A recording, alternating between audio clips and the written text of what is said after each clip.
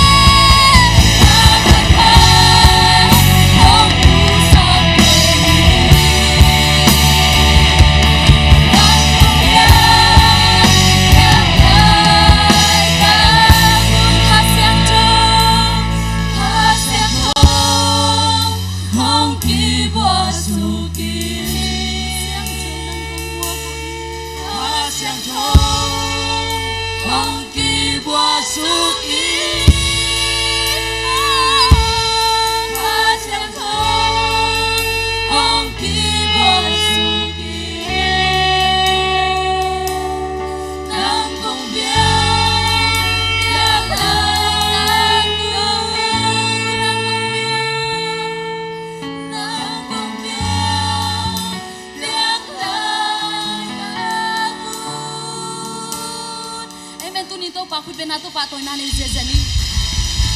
amen to pa kha siang thobe tong om pi lo a happy na to kidim le lahi amen ni sima mana happy na tong tuam na te hang ate amen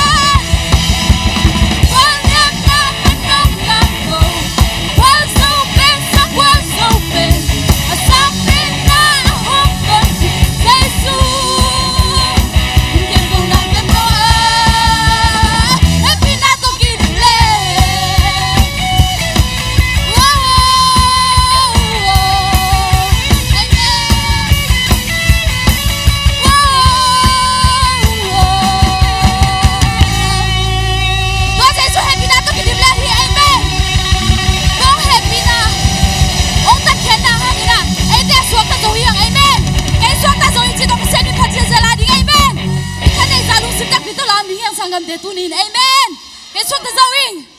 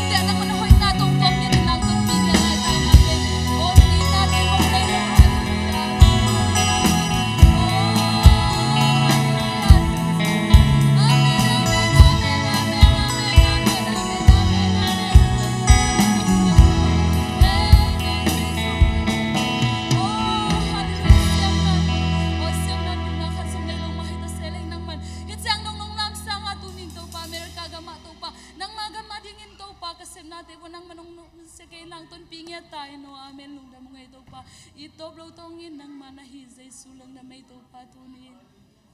Amen.